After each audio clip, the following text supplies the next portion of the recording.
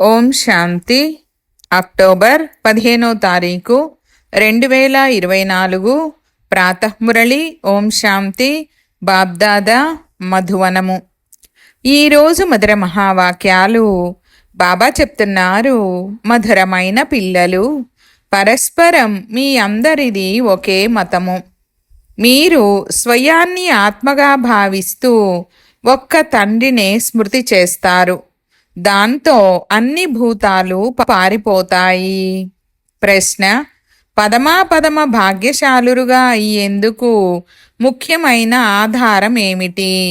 జవాబు: బాబా ఏదైతే వినిపిస్తారో ఆ ఒక్కొక్క విషయాన్ని ధారణ చేసేవారే పదమాపదమ భాగ్యశాలురుగా అవుతారు. బాబా ఏం చెప్తున్నారు మరియు రావణ సాంప్రదాయం వారు ఏం చెప్తున్నారని జడ్జి చేయండి. తండ్రి ఏ జ్ఞానాన్నైతే ఇస్తారో దానిని బుద్ధిలో ఉంచుకోవడము, స్వదర్శన చక్రధారులుగా అవ్వడమే పదమాపదమ భాగ్యశాలురుగా అవ్వడము. ఈ జ్ఞానము ద్వారానే మీరు గుణవంతులుగా అవుతారు. ఓం శాంతి. ఆత్మిక తండ్రి వారిని ఇంగ్లీష్లో స్పిరిచువల్ ఫాదర్ అని అంటారు. మీరు సత్యయుగంలోకి వెళ్ళినప్పుడు అక్కడ ఇంగ్లీష్ మొదలైన ఇతర భాషలేవి ఉండవు. సత్యయుగంలో మన రాజ్యం ఉంటుందని మీకు తెలుసు. అందులో మన భాష ఏదైతే ఉంటుందో అదే నడుస్తుంది. మళ్ళీ ఆ తర్వాత ఆ భాష మారిపోతూ ఉంటుంది. ఇప్పుడైతే అనేక భాషలున్నాయి. ఏ రాజు ఉంటారో వారిని బట్టి వారి భాష నడుస్తుంది. ఇప్పుడు ఇదైతే పిల్లలందరికీ తెలుసు. అన్ని సెంటర్లలో ఉన్న పిల్లలందరిది ఒకే మతము. స్వయాన్ని ఆత్మగా భావించాలి మరియు ఒక్క తండ్రినే స్మృతి చెయ్యాలి. అప్పుడు భూతాలన్నీ పారిపోతాయి. తండ్రి పతిత పావనుడు. 5 భూతాలైతే అందరిలోనూ ప్రవేశించి ఉన్నాయి. ఆత్మలోకే భూతాలు ప్రవేశించడం జరుగుతుంది. ఆ భూతాలకు లేక వికారాలకు దేహాభిమానము, కామము, క్రోధము మొదలైన పేర్లు పెట్టడం జరుగుతుంది. ఈశ్వరుడు సర్వవ్యాపి కాదు. ఎప్పుడైనా ఎవరైనా ఈశ్వరుడు సర్వవ్యాపి అని అన్నట్లయితే ఇలా చెప్పండి: సర్వత్రా వ్యాపించి ఉన్నది ఆత్మలు మరియు ఆ ఆత్మలలో పంచవికారాలు సర్వవ్యాపిగా ఉన్నాయి. అంతేగాని పరమాత్మ సర్వులలో విరాజమానమై ఉన్నారని కాదు. పరమాత్మలో పంచభూతాలు ఎలా ప్రవేశిస్తాయి? ఒక్కొక్క విషయాన్ని బాగా ధారణ చేసినట్లయితే మీరు పదమాపదమ భాగ్యశాలురుగా అవుతారు. ప్రపంచంలోని రావణ సాంప్రదాయం వారు ఏం చెప్తున్నారు మరియు తండ్రి ఏం చెప్తున్నారు? ఇప్పుడు జడ్జి చేయండి. ప్రతి ఒక్కరి శరీరములోనూ ఆత్మ ఉంది. ఆ ఆత్మలో పంచవికారాలు ప్రవేశించి ఉన్నాయి. శరీరములో కాదు. ఆత్మలో పంచవికారాలు లేక భూతాలు ప్రవేశిస్తాయి. సత్యయుగంలో ఈ 5 భూతాలు లేవు. దాని పేరే దైవీ ప్రపంచము. ఇది డెవిల్ ప్రపంచము. డెవిల్ అని అసురులనే అంటారు. ఎంతగా రాత్రికి పగలుకున్నంత తేడా ఉంది. ఇప్పుడు మీరు పరివర్తన చెందుతారు. అక్కడ మీలో ఏ వికారాలు, ఏ అవగుణాలు ఉండవు. మీలో గుణాలు సంపూర్ణంగా ఉంటాయి. మీరు 16 కళల సంపూర్ణులుగా అవుతారు. మొదట అలా ఉండేవారు, ఆ తర్వాత కిందకు దిగుతారు. ఈ చక్రము గురించి ఇప్పుడు తెలిసింది. 84 జన్మల చక్రము ఎలా తిరుగుతుందనేది తెలిసింది. ఆత్మ అయిన మనకు స్వదర్శనము జరిగింది, అనగా ఈ చక్రము యొక్క జ్ఞానము లభించింది. లేస్తూ కూర్చుంటూ నడుస్తూ మీరు ఈ జ్ఞానాన్ని బుద్ధిలో ఉంచుకోవాలి. తండ్రి జ్ఞానాన్ని చదివిస్తారు. ఈ ఆత్మిక జ్ఞానాన్ని తండ్రి భారత్లోకే వచ్చి ఇస్తారు. హమారా భారత్ అని అంటారు కదా.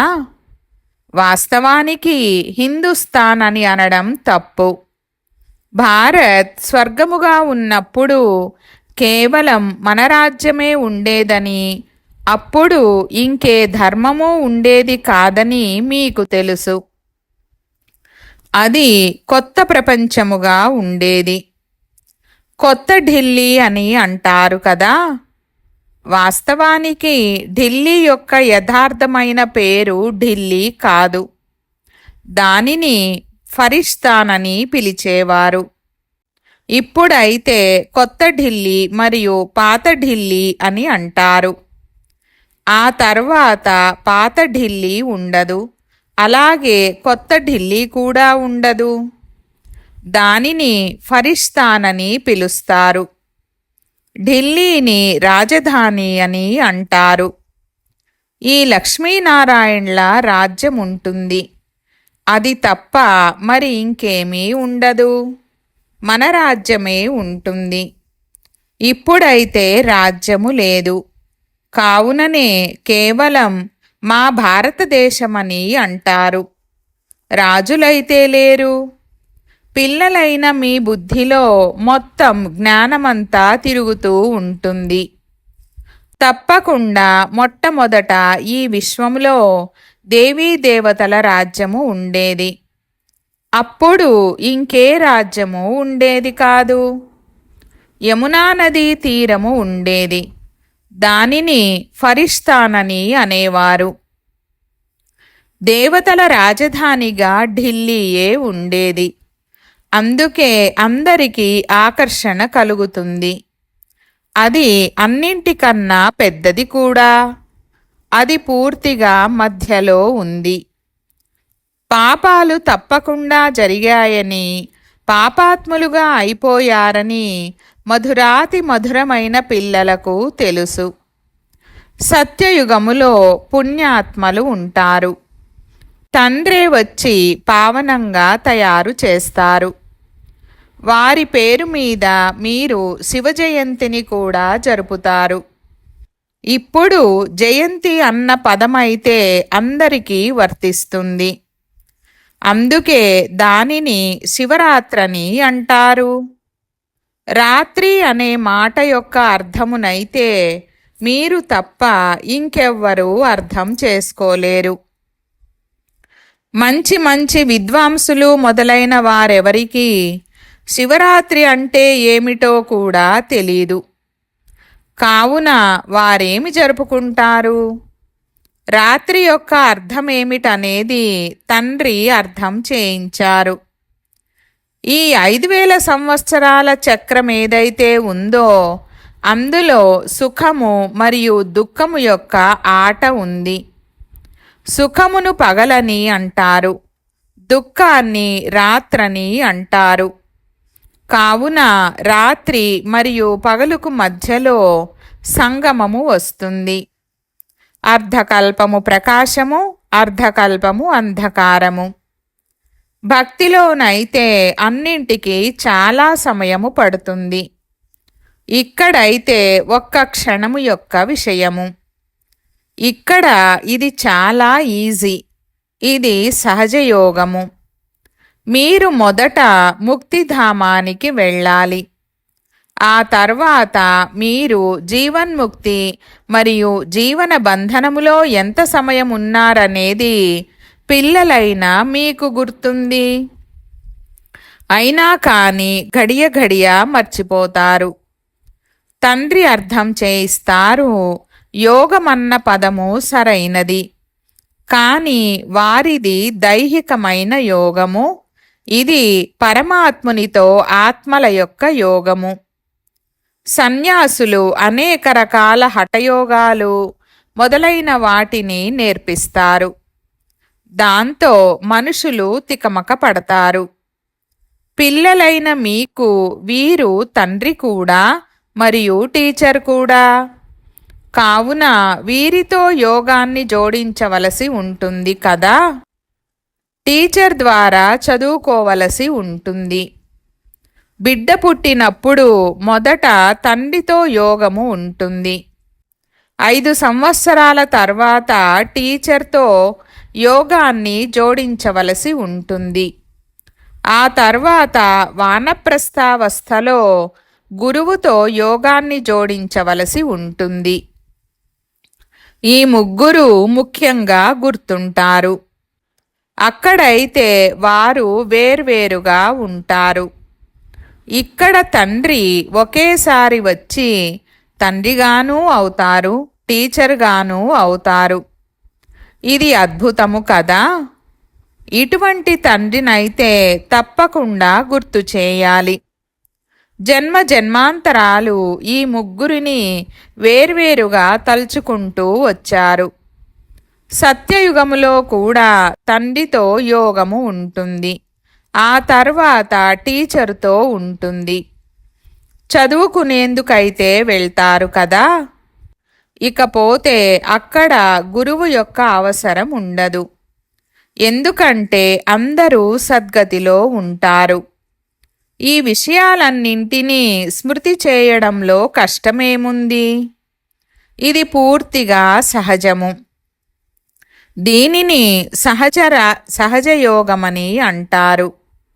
కానీ ఇది అసాధారణమైనది. తండ్రి అంటారు, నేను ఈ శరీరాన్ని తాత్కాలికంగా లోన్గా తీసుకుంటాను. అది కూడా ఎంత తక్కువ సమయం తీసుకుంటాను? 60 సంవత్సరాల వయస్సులో వానప్రస్థావస్థ ఉంటుంది. 60 సంవత్సరాలు వచ్చాయంటే చేతికర్ర వస్తుందని అంటారు. ఈ సమయంలో అందరికీ చేతికర్ర ఉంది. అందరూ వానప్రస్థములోకి, నిర్వాణధామములోకి వెళ్తారు. అది మధురమైన ఇల్లు, అత్యంత మధురమైన ఇల్లు. దానికోసమే ఎంతటి అపారమైన భక్తిని చేశారు. ఇప్పుడు చక్రమంతా తిరిగి వచ్చారు. మనుషులకు ఇదేమీ తెలీదు. ఇది లక్షల సంవత్సరాల చక్రమని ఏదో అలా ప్రగల్భాలు పలికారు. ఇది లక్షల సంవత్సరాల విషయమైనట్లయితే ఇక విశ్రాంతి లభించదు. విశ్రాంతి లభించడమే కష్టమైపోయేది. మీకు విశ్రాంతి లభిస్తుంది. దానిని సైలెన్స్ హోమ్, నిరాకార లోకమని అంటారు. ఇది స్థూలమైన మధురమైన ఇల్లు. అది మూలధామము, మధురమైన ఇల్లు. ఆత్మ చాలా చిన్నని రాకెట్ వంటిది. దానికంటే వేగంగా పరిగెత్తేది ఇంకేది ఉండదు. ఇది అన్నింటికంటే వేగవంతమైనది. ఒక్క క్షణములో శరీరము వదలగానే పరిగెడుతుంది. ఇంకొక శరీరము తయారుగా ఉంటుంది. డ్రామానుసారంగా సమయము పూర్తయినప్పుడు ఆత్మ వెళ్ళవలసిందే. డ్రామా ఎంత యాక్యురేట్! ఇందులో సరిగ్గా లేనిది అంటూ ఏదీ లేదు. ఇది మీకు తెలుసు. తండ్రి కూడా డ్రామానుసారంగా పూర్తిగా యాక్యురేట్ సమయంలో వస్తారు. ఒక్క క్షణము యొక్క తేడా కూడా రాదు. వీరిలో తండ్రి అయిన భగవంతుడు ఉన్నారని ఎలా తెలుస్తుంది? వారెప్పుడైతే జ్ఞానాన్నిస్తారో, పిల్లలకు కూర్చొని అర్థం చేయిస్తారో అప్పుడు తెలుస్తుంది. శివరాత్రిని కూడా జరుపుకుంటారు కదా. శివుడినైన నేను ఎప్పుడు వస్తాను, ఎలా వస్తాననేది మీకైతే తెలీదు. శివరాత్రిని, కృష్ణరాత్రిని జరుపుకుంటారు. రాముని రాత్రిని జరుపుకోరు. ఎందుకంటే తేడా ఏర్పడిపోయింది కదా. శివరాత్రితో పాటు శ్రీకృష్ణుడి రాత్రిని కూడా జరుపుకుంటారు. కానీ వారికేమీ తెలీదు. ఇక్కడ ఉన్నదే ఆసురీ రావణ రాజ్యము. ఇవి అర్థం చేసుకోవలసిన విషయాలు. వీరు బాబా, వృద్ధులను బాబా అని అంటారు. చిన్నపిల్లలను బాబా అని అనరు. కొంతమంది ప్రేమతో పిల్లలను కూడా బాబా అని అంటారు. అలాగే వారు కూడా శ్రీకృష్ణుణ్ణి ప్రేమతో అలా అనేశారు. ఎప్పుడైతే పెద్దయ్యి పిల్లలకు జన్మనిస్తారో అప్పుడు బాబా అని అంటారు. శ్రీకృష్ణుడు తాను స్వయమే యువరాజు. అతనికి పిల్లలు ఎక్కడి నుండి వచ్చారు? నేను వృద్ధుని తనువులోకి వస్తాను అనే తండ్రి అంటారు. ఇది శాస్త్రాల్లో కూడా ఉంది. కానీ శాస్త్రాల్లోని అన్ని విషయాలు యాక్యురేటుగా ఉండవు. కొన్ని విషయాలు సరైనవి. బ్రహ్మ ఆయువు అనగా ప్రజాపిత బ్రహ్మ ఆయువని అంటారు. వారు తప్పకుండా ఈ సమయంలోనే ఉంటారు. బ్రహ్మ ఆయువు మృత్యులోకములో సమాప్తమవుతుంది. ఇది అమరలోకమేమీ కాదు. దీనిని పురుషోత్తమ సంగమయుగమని అంటారు. ఇది పిల్లలైన మీ బుద్ధిలో తప్ప ఇంకెవరి బుద్ధిలోనూ ఉండలేదు. తండ్రి కూర్చొని చెప్తున్నారు, మధురాతి మధురమైన పిల్లలు, మీకు మీ జన్మల గురించి తెలీదు. మీరు 84 జన్మలను తీసుకుంటారని నేను తెలియజేస్తాను. ఎలా తీసుకుంటారు? అది కూడా మీకు తెలిసిపోయింది. ప్రతి యుగము యొక్క ఆయువు 1250 సంవత్సరాలు మరియు ఒక్కొక్క యుగములో ఇన్ని జన్మలు తీసుకున్నారు. 84 జన్మల లెక్క ఉంది కదా. 84 లక్షల జన్మలైతే లెక్క ఉండదు. దీనిని 84 జన్మల చక్రమని అంటారు. 84 లక్షల జన్మల విషయమైతే గుర్తుకు రానే రాదు. ఇక్కడ ఎంతటి అపారమైన దుఃఖముంది. దుఃఖాన్నిచ్చే పిల్లలు ఎటువంటి వారు జన్మిస్తూ ఉంటారు? దీనిని ఘోర నరకము, పూర్తిగా చీచీ ప్రపంచమని అంటారు. ఇప్పుడు మనము కొత్త ప్రపంచంలోకి వెళ్లేందుకు ఏర్పాట్లను చేసుకుంటున్నామని పిల్లలైనా మీకు తెలుసు. పాపాలు అంతమైపోతే మనం పుణ్యాత్ములుగా అయిపోతాము. ఇప్పుడిక ఏ పాపాలు చెయ్యకూడదు. ఒకరిపై ఒకరు కామఖడ్గాన్ని ఉపయోగించడము ఇది ఆది మధ్యాంతాలు దుఃఖాన్ని ఇవ్వడమే. ఇప్పుడు ఈ రావణ రాజ్యము పూర్తవుతుంది. ఇప్పుడిది కలియుగాంతము. ఈ మహాభారీ యుద్ధము చివరి యుద్ధము. ఇక ఆ తర్వాత ఎటువంటి యుద్ధాలు ఉండవు. అక్కడ ఎటువంటి యజ్ఞాలు రచింపబడవు. యజ్ఞాన్ని రచించినప్పుడు అందులో హోమము చేస్తారు. అలాగే తండ్రి ఈ రుద్రయజ్ఞాన్ని ఏదైతే రచించారో ఇందులో పిల్లలు తమ పాత సామగ్రినంతటినీ స్వాహా చేసేస్తారు. ఇప్పుడు తండ్రి అర్థం చేయించారు, ఇది రుద్రజ్ఞాన యజ్ఞము. రుద్రుడని శివుణ్ణే అంటారు. రుద్రమాల అని అంటారు కదా. నివృత్తి మార్గము వారికి ప్రవృత్తి మార్గపు ఆచార వ్యవహారాల గురించి ఏమీ తెలీదు. వారు ఇల్లు వాకిళ్లను వదిలి అడవుల్లోకి వెళ్ళిపోతారు. దాని పేరే సన్యాసము. దేని సన్యాసము? ఇల్లు వాకిళ్ల సన్యాసము. ఒట్టి చేతులతో వెళ్తారు. మొదట గురువులు ఎంతగానో పరీక్షిస్తారు, పనులు చేయిస్తారు. పూర్వము భిక్షలో కూడా కేవలం పిండినే తీసుకునేవారు, వండినవి తీసుకునేవారు కాదు. వారు అడవుల్లోనే ఉండాలి. అక్కడ కందమూలాలు, ఫలాలు లభిస్తాయి. ఈ గాయనం కూడా ఉంది. సతోప్రధాన సన్యాసులు ఉన్నప్పుడు అవి తినేవారు. ఇప్పుడైతే ఏమేమి చేస్తూ ఉంటారో ఇక అడగకండి. దీని పేరే వికారీ ప్రపంచము. అది నిర్వికారీ ప్రపంచము. కావున స్వయాన్ని వికారులుగా అర్థం చేసుకోవాలి కదా. తండ్రి అంటారు, సత్యయుగాన్ని శివాలయమని, నిర్వికారీ ప్రపంచమని అంటారు.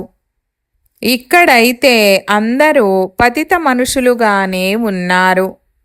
అందుకే దేవీ దేవతలకు బదులుగా పేరే హిందువులని పెట్టేశారు.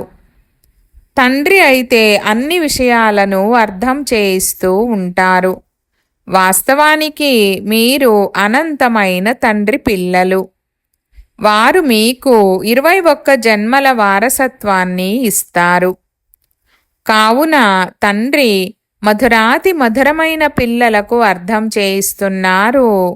జన్మ జన్మాంతరాల పాపాలు మీ శిరస్సుపై ఉన్నాయి. పాపాల నుండి ముక్తులుగా అయ్యేందుకే మీరు పిలుస్తారు. సాధు సన్యాసులు మొదలైన వారందరూ ఓ పతిత పావన అని పిలుస్తారు. అర్థమేమీ తెలీదు.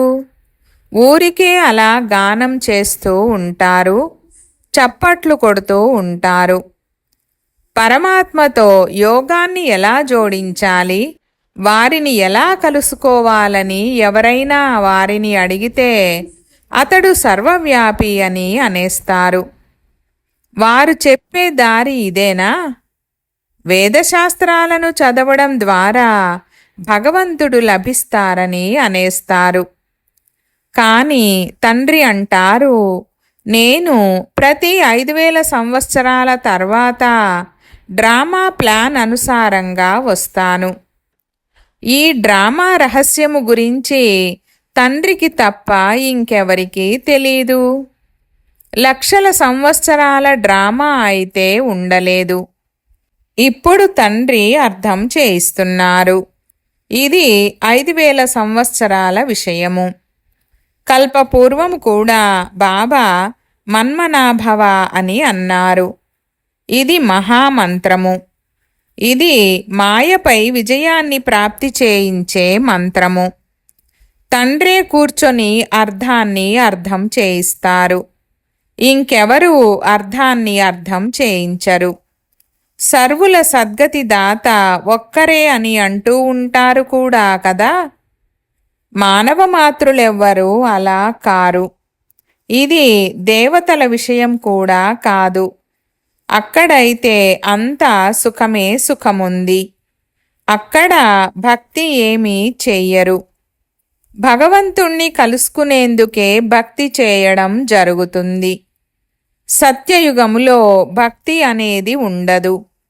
ఎందుకంటే అక్కడ 21 జన్మల వారసత్వము లభించి ఉంది.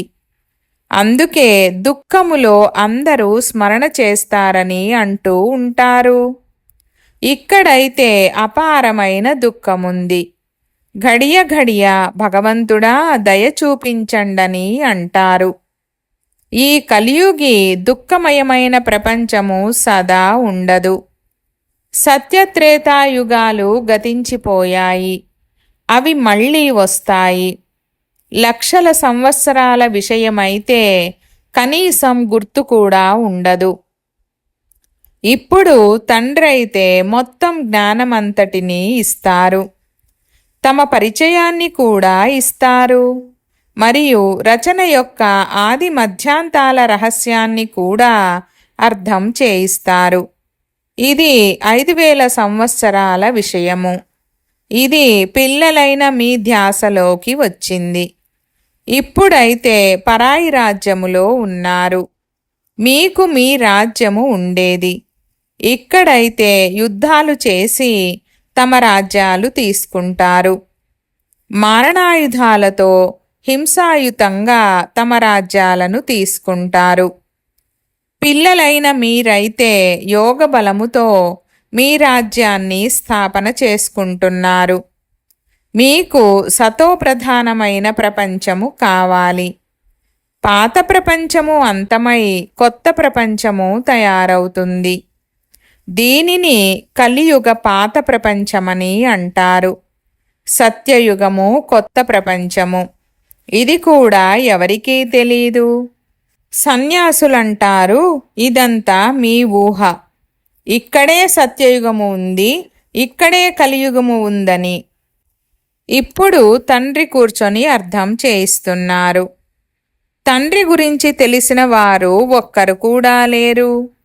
ఒకవేళ ఎవరికైనా తెలిసి ఉంటే వారు తన పరిచయాన్ని ఇచ్చేవారు.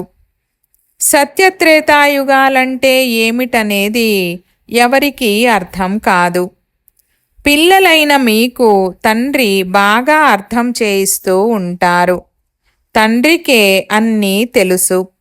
వారు అన్నీ తెలిసినవారు అనగా నాలెడ్జ్ఫుల్. వారు మనుష్య సృష్టికి బీజరూపుడు. వారు జ్ఞానసాగరుడు, సుఖసాగరుడు. వారి ద్వారానే మనకు వారసత్వము లభించనున్నది. తండ్రి జ్ఞానములో తమ సమానంగా తయారు చేస్తారు. అచ్చా, मीठे मीठे सिकीलधे बच्चों प्रति मात पिता बाप दादा का याद प्यार और गुड मॉर्निंग। रूहानी बाप की रूहानी बच्चों को नमस्ते। हम रूहानी बच्चों की रूहानी बाप दादा को याद प्यार, गुड मॉर्निंग और నమస్తే నమస్తే బాబా నమస్తే. ధారణ కొరకు ముఖ్య సారము. 1వ పాయింట్, ఇది పాపాల నుండి విముక్తులయ్యే సమయము. అందుకే ఇప్పుడు ఎటువంటి పాపాలను చెయ్యకూడదు. పాత సామగ్రినంతటినీ ఈ రుద్రయజ్ఞములో స్వాహా చెయ్యాలి. 2వ పాయింట్, ఇప్పుడిది వానప్రస్థావస్థ. అందుకే తండ్రి టీచర్తో పాటు సద్గురువును కూడా స్మృతి చెయ్యాలి. మధురమైన ఇంటికి వెళ్లేందుకు ఆత్మను సతోప్రధానంగా పావనంగా తయారు చేసుకోవాలి. వరదానము: మీ సూక్ష్మ బలహీనతలను చింతన చేసి పరివర్తన చేసే స్వచింతక భవ. వివరణ: కేవలం జ్ఞాన పాయింట్లను రిపీట్ చేయడము, వినడము లేక వినిపించడమే స్వచింతన కాదు. కానీ స్వచింతన అనగా తమ సూక్ష్మ బలహీనతలను, తమ చిన్న చిన్న పొరపాట్లను చింతన చేసి తొలగించటము, పరివర్తన చెయ్యటము. ఇదే స్వచింతకులుగా అవ్వడము. జ్ఞాన మననమునైతే పిల్లలందరూ చాలా బాగా చేస్తారు. కానీ జ్ఞానాన్ని స్వయము పట్ల ఉపయోగించి ధారణా స్వరూపులుగా అవ్వడము, స్వయాన్ని పరివర్తన చేసుకోవడము, దీనికే ఫైనల్ రిజల్టులో మార్కులు లభిస్తాయి.